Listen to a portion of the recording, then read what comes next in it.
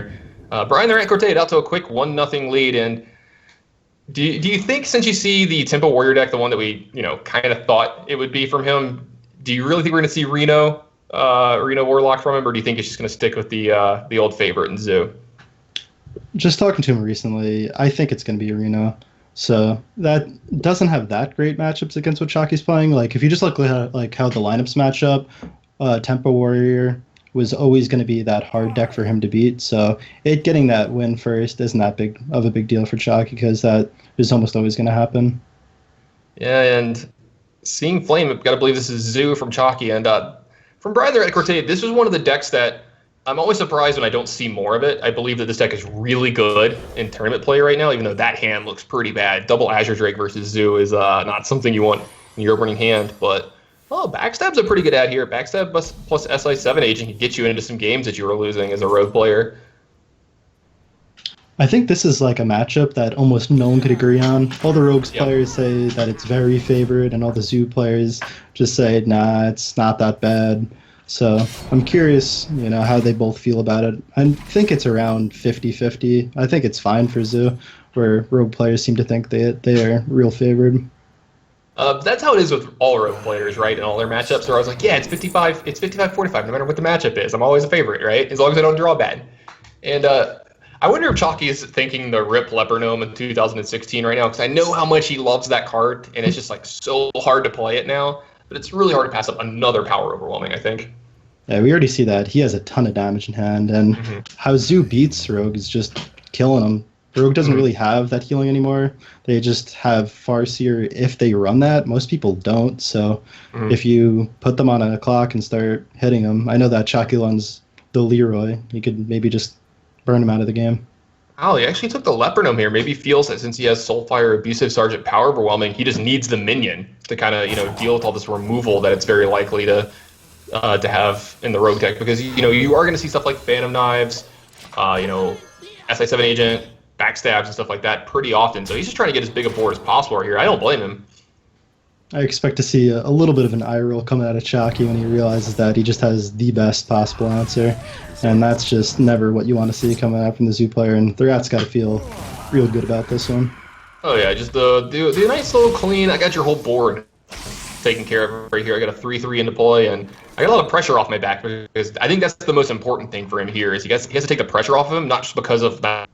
That's the way the matchup works, but with having this double Azure Drake, he needs time to find and play those cards.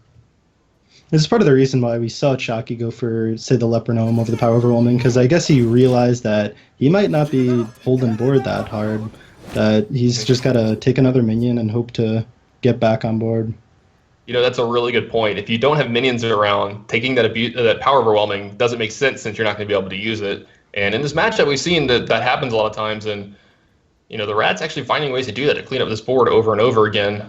Doesn't have a super clean way to clean up the entire board this turn, but he could use the Earthring Farseer in some creative ways this turn. But I gotta believe you might just want to use it on your face, because 3 life is a lot in this matchup. It might be the difference between winning and losing versus getting bursted out by the Zoo deck. Yeah, I think he might go for the Shadow Strike on the Knife Juggler and then clean up the Pillager altogether, just because that leaves Zoo with no board again, and that's usually just what you want to do against Zoo. But the Rat is always a person that takes his time, wants to consider everything. Even if a play seems obvious to him, he'll still take his time and just go through all the possibilities. And he's definitely going with a play that I didn't think he would go with, and it's because he's taking his time, thinking about everything, and just doing all the calculations in his head.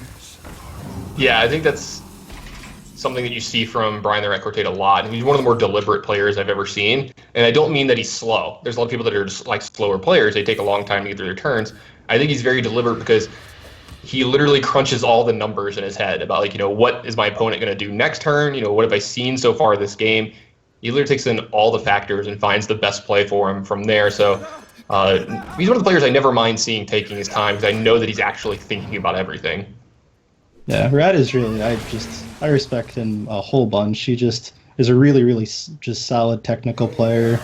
Is not known for, making a lot of slip-ups during tournaments. Just unfortunate that, he was at 3 events this past month, and unfortunately didn't go that deep in any of them. I know I got at least one top 16, But it's just unfortunate when you think a player is that good and just is struggling to find that win. Same thing with Chakki. Like he, had the second place curse, but finally broke out in just one dream hack. Yeah. Well, he can get, a decent turn here. You can go Knife Juggler, then you can Direwolf Alpha between the two minions, get in some trades to Azure Drake, or you can get really aggressive with Soulfire here too. Let's just say, or Power Overwhelming as well. There's a lot of different ways to do this and get in some extra damage as well. Gonna get this Knife Juggle from the Juggler. Gonna get a couple of them actually too, because the Possessed Villager is gonna leave behind a 1-1 here. These are guaranteed to go face.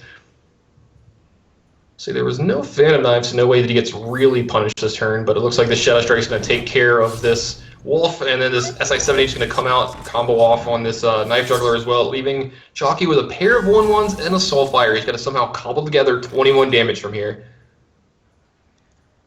So he's definitely going to play that Councilman, Soulfire the minion, tap, and then pass it over to Th3Rat. Definitely not much of a decision this turn, and he's just got to be worried that if Th3Rat does have something like an Azure Drake, that's just a minion that he's going to have to deal with again, and he's not going to be able to push that face damage, because as Zoo, you really cannot leave Rogue up with minions. You just have to deal with all their threats. Yeah.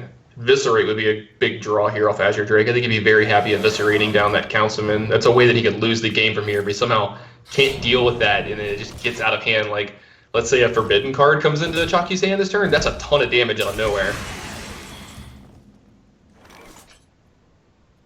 Chakki still got tap available to him. He still has a pretty high life total. He's only going down to 21 here. All right, not a bad pickup. He can kind of use his entire hand here if he wants to take care of this Azure Drake. He can run his Councilman up to 3 power, run it into the Azure Drake, finish it off with a Mortal Coil. He still gets the Councilman left around for his troubles. Not a bad turn. And Th3Rat's missing that Phantom Knives to really clean up the board. So Eviscerate, unfortunately, the 1 card late. It would have been so much cleaner last turn for him. Yeah, that was a little unfortunate for him. I've actually been putting in a lot of time and effort with this deck lately. I hadn't played a lot of Miracle Rogue since the first iteration, and Leroy Jenkins was 4 mana.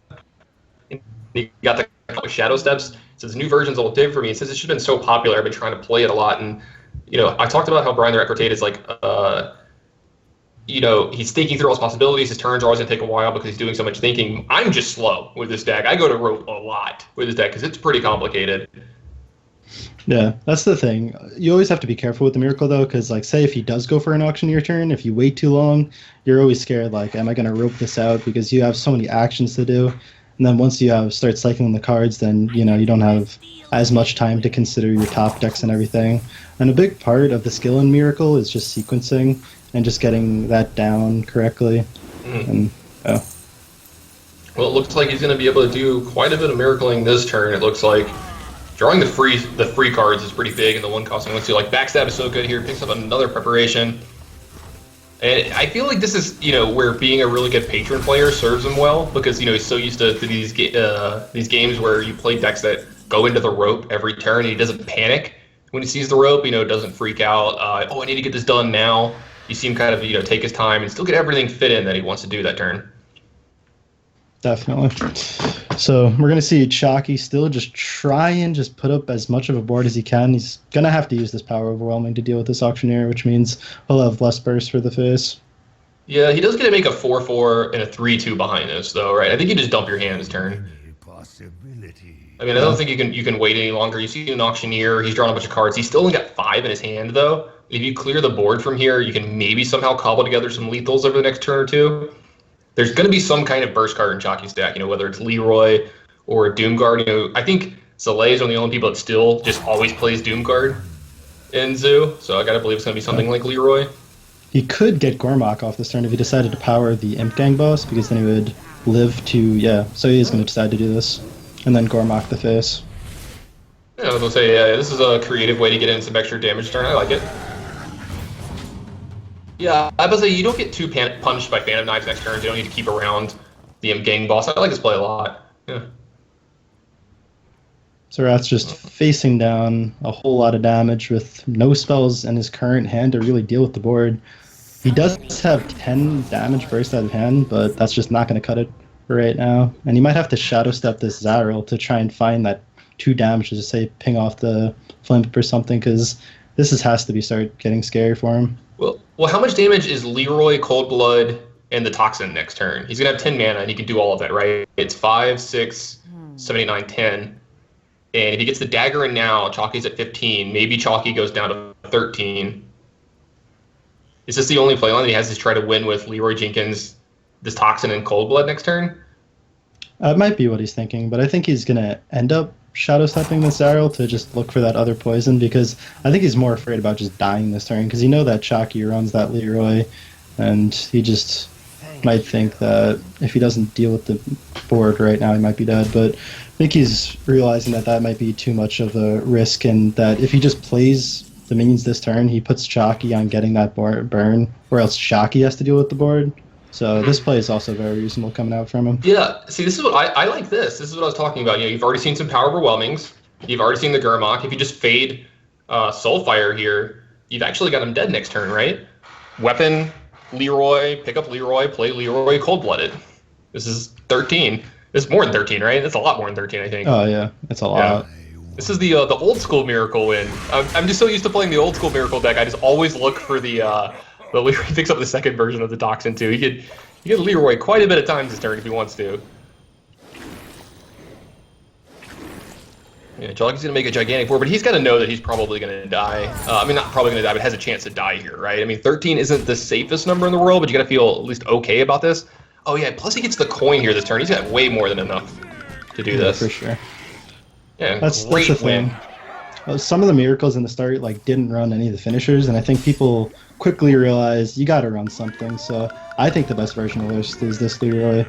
Malagos, is a little bit slower trying to beat up on those controlled decks, but Leroy definitely helps out trying to get those cold bloods online, and as you see, it even combos with the Zariel spare part. Yeah, you know what? I've been running the Faceless Manipulator South Sea deckhand version like Terrence, the guy that finished second to Chakki at DreamHack. I've been running his version lately, and you know what? I'm going to switch back over to Leroy Jenkins. It's just too much fun. That card's just great. I put it in a lot of my decks. I'm a big fan of that card, and it's nice to see it come back and finish a game off a la old school Miracle. So Brian the Rat up to 2-0 here. He's only got to find a win with what you think is Reno Warlock. We'll find out. Chalky's got to win with his entire lineup left over, so let's see if he can do it. He has to do a reverse sweep against the Rat here. It looks like we're going to be going straight into this game. No real choices for Brian the Rat. And you know what? Good call, Nostum. Good call. It looks like he is playing